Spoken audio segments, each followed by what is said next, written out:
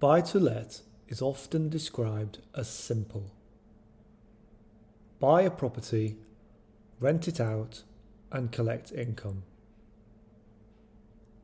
In reality, buy-to-let only works if you understand how income, costs, tax, and time interact. In this video, I'm going to explain how buy-to-let actually works in the UK, using realistic assumptions, not headline figures or sales pitches.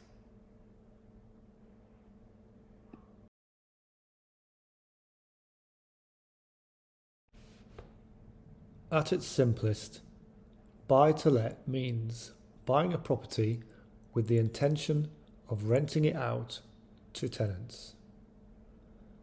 The return comes from two places: regular rental income and potential long-term growth in the property's value. Buy-to-let is not about quick wins. It's about owning an asset over many years and managing it sensibly.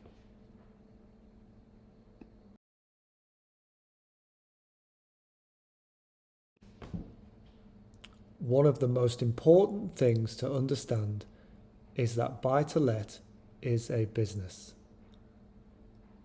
It has income, running costs, tax, regulation, and risk, just like any other business. Calling it passive income creates unrealistic expectations. Once you treat it as a business, the decisions you make become clearer and more grounded.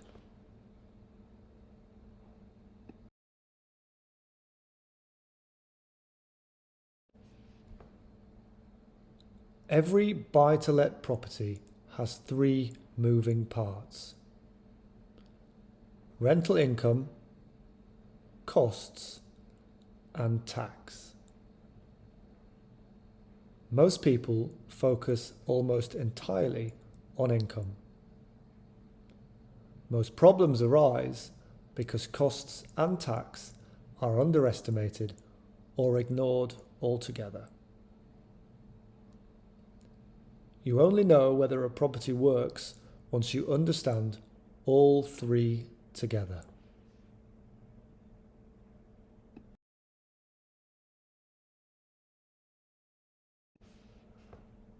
Rental income depends on having a tenant in place and paying rent.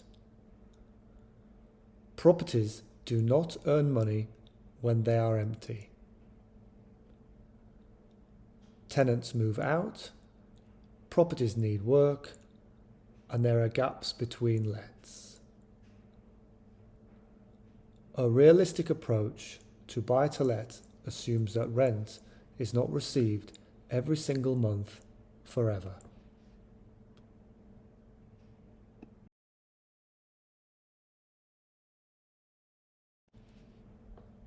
Gross rent is the headline figure, the rent before anything is deducted. Real income is what's left after all the costs of owning and running the property.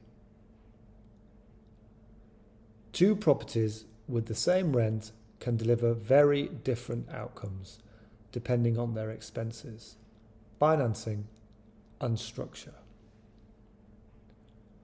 This is why headline rent figures alone can be misleading.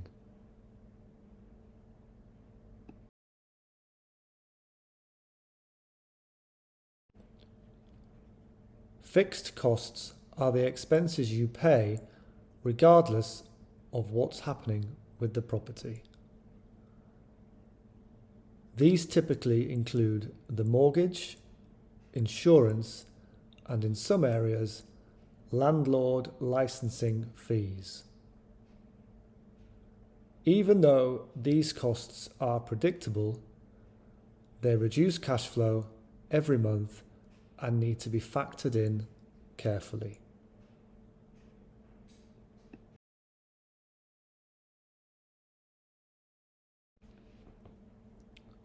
Variable costs are less predictable and tend to arrive irregularly.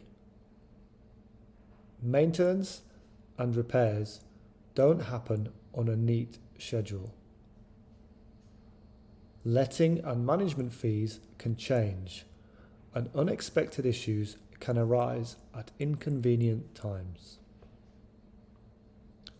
This irregularity is one of the main reasons buy-to-let feels more demanding than people expect.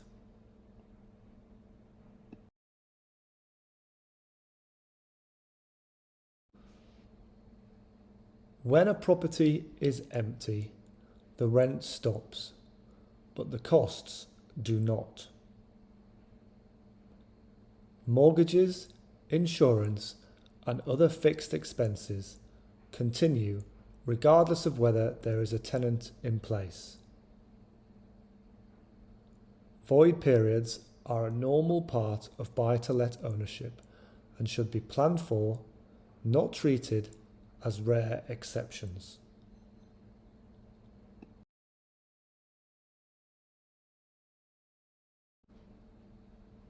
Cash flow is the difference between money coming in and money going out each month. A property can look attractive on paper, but still feel stressful if the cash flow is tight. Sustainable buy-to-let focuses on whether the property can comfortably support itself during quieter or more expensive periods.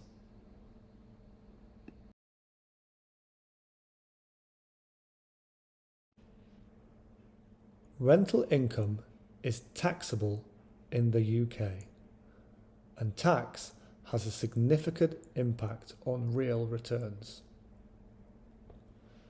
How much tax you pay depends on your personal circumstances and how the property is owned. A property that looks profitable before tax can feel very different once tax is taken into account. This is one of the most misunderstood parts of buy-to-let, and it's something we'll cover in detail in future videos.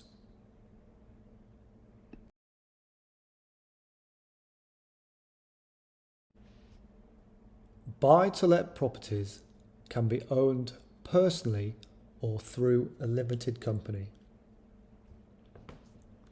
Each approach has advantages and disadvantages. There is no single best option for everyone. The right structure depends on the numbers and your wider financial situation.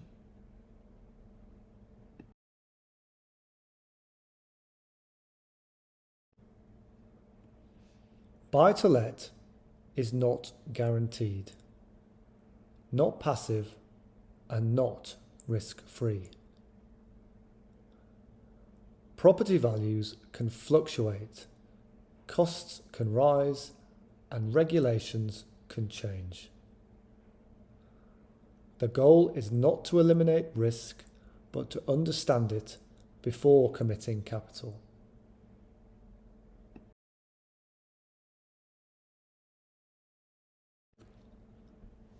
Buy-to-let works best when approached conservatively. Use realistic assumptions, allow for costs and tax, and think long-term rather than chasing optimistic projections. This mindset alone avoids many of the problems that new landlords encounter.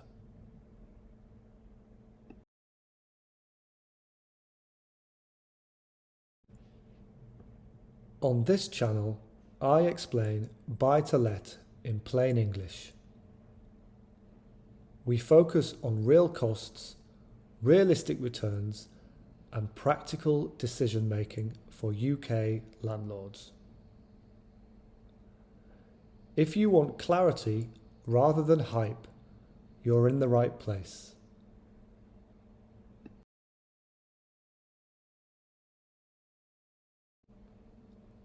This is the practical landlord.